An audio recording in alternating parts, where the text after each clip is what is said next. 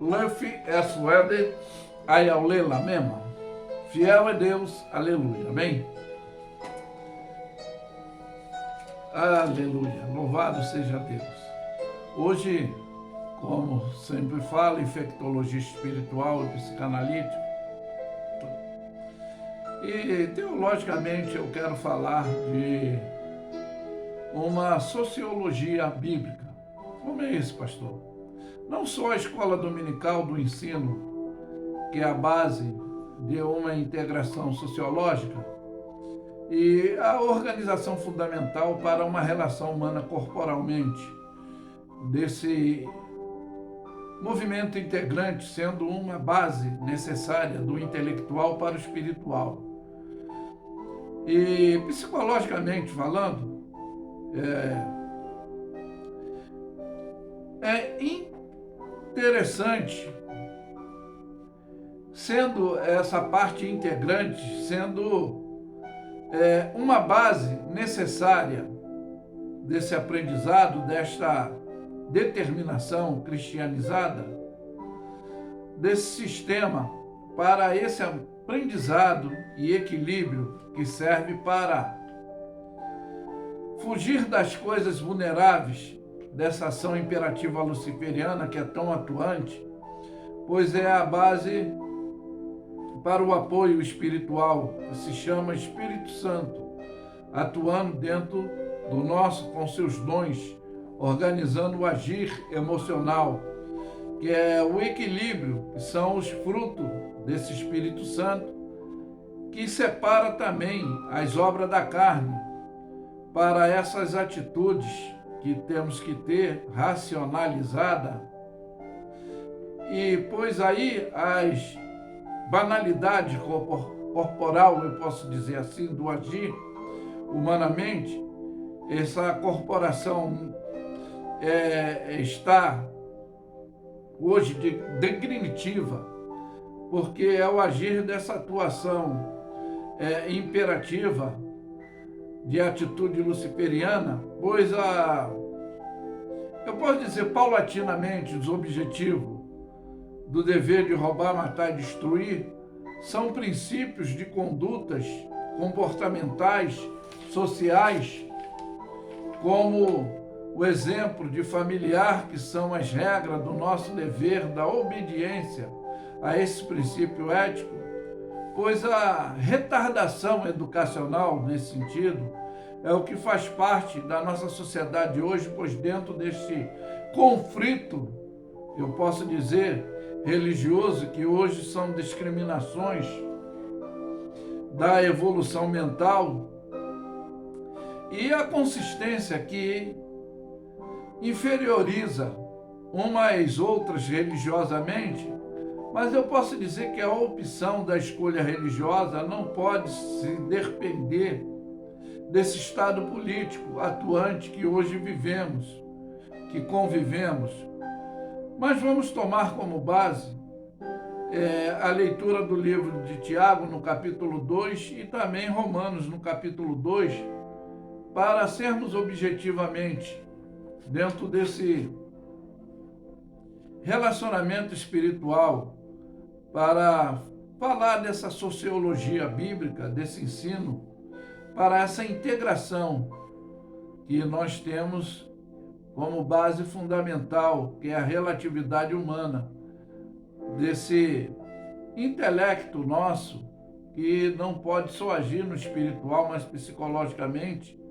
Essa integração tem que ser a base necessária dessa determinação cristianizada e humanizada no ser humano. Mas diz aqui, como eu falei, o capítulo 2 de Tiago: meus irmãos, não tenhais a fé do nosso Senhor Jesus Cristo, tá? Da glória em acepção de pessoa. É o que eu falei dessa rivalidade que existe hoje dentro desse campo, que ficam desfamiliarizando, ou seja, a sociedade ela fica vulnerável dentro desse conceito religiosos, que são essas discriminação né? Que religiosamente um faz acepção do outro e dentro desse estado político aí fica infectando mais ainda. Mas o nosso dever é não fazer acepção, como diz a própria palavra, porque se no nosso ajuntamento, vamos dizer assim, na reunião que tivemos, entrar alguém com um anel de ouro no dedo e com veste preciosa, e entrar também um pobre com a vestimenta bem sórdida, a gente não tem que fazer essa acepção, porque se atentarmos para o que traz a veste preciosa, estaremos dentro dessa futilidade de acepção e da honra a quem está com a roupa preciosa e aquele que, podemos dizer, está vivendo insubordinadamente nesse descontrole da deslealdade, da desigualdade social hoje, e aí ficando vulnerável,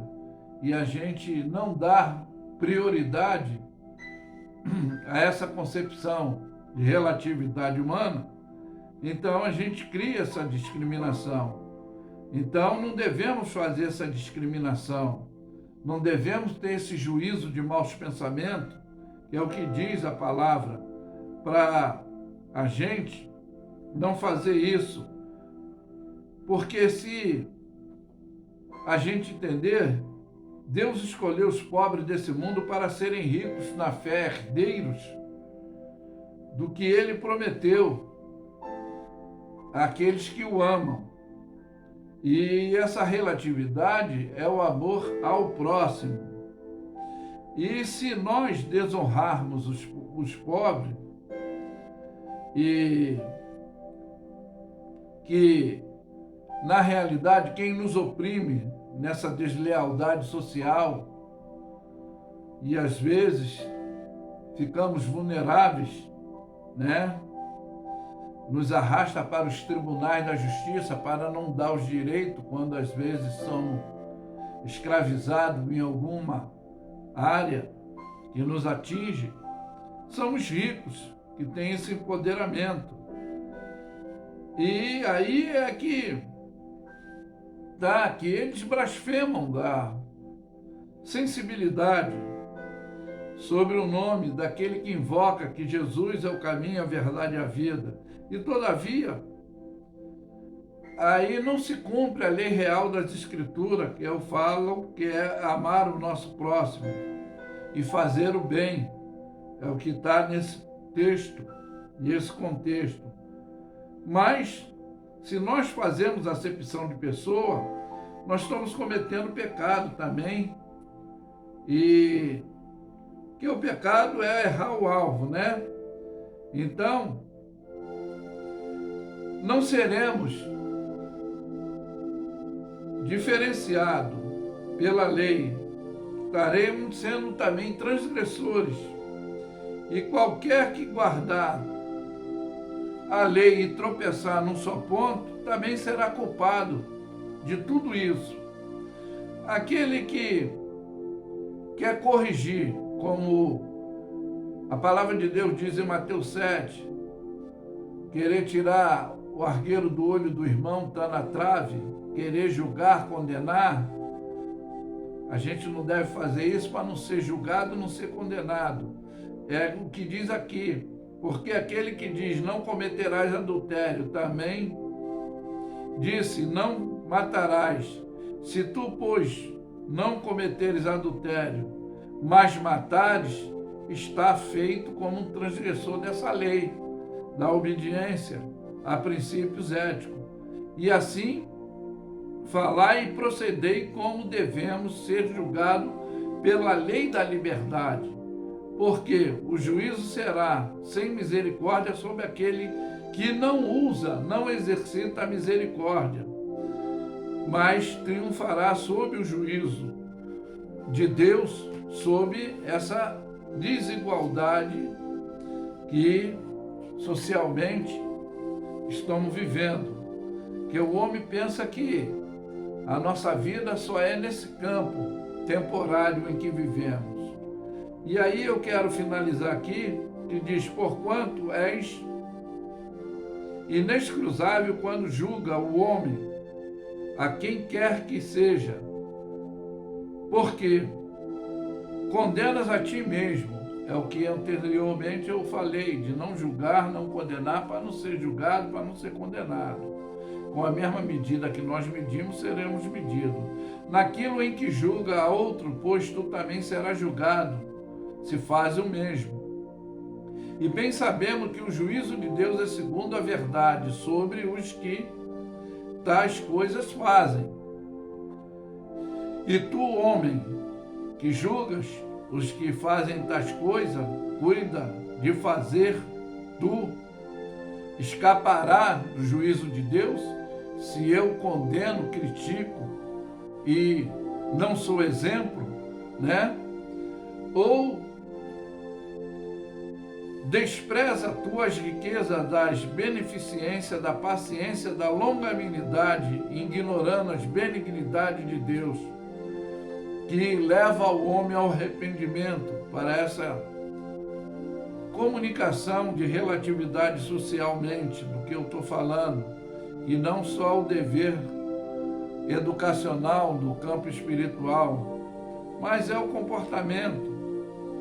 Mas se é segundo a dureza do coração, que é impenitente, que entesoura a ira para guarnecer, que eu falo sempre que nós, às vezes, não estamos imunes do vírus da raiva, do ódio, que são manifestação dessa imperatividade luciferiana, e que a ira da manifestação do juízo de Deus virá sobre cada um que se comporta indecorrentemente a certa situação, a qual é a recompensa que ele dará, segundo a cada um as suas obras, que tudo que o homem planta, ele colhe, tudo que ele semeia, ele ceifa.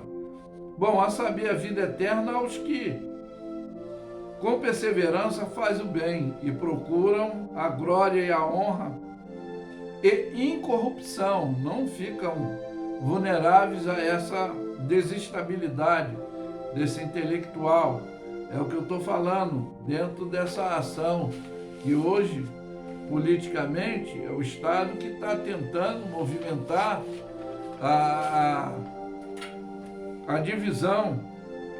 Mas eu quero falar dessa sociologia, que não só no campo bíblico, intelectual, mas psicologicamente, de convivermos com pessoa.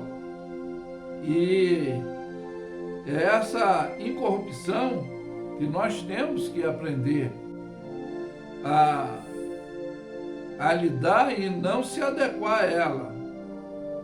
Mas a indignação da ira aos que são contenciosos à desobediência à verdade, à obediência à iniquidade, que tribulação e angústia sobre toda a alma do homem que faz o mal, primeiramente, que ele absolve isso, a glória, porém, a honra de paz a qualquer que faz o bem, que é primeiramente o nosso dever de ser humanos, ser gentil, ser amáveis, porque para com Deus não há acepção de pessoa, porque todos que sem lei pecarem, sem lei também perecerão, e todos que sob a lei pecarem, pela lei serão julgados.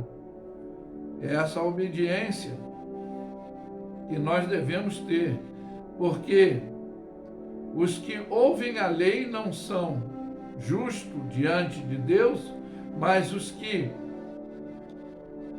praticam a lei para ser justificado. Porque quanto a essa gentileza que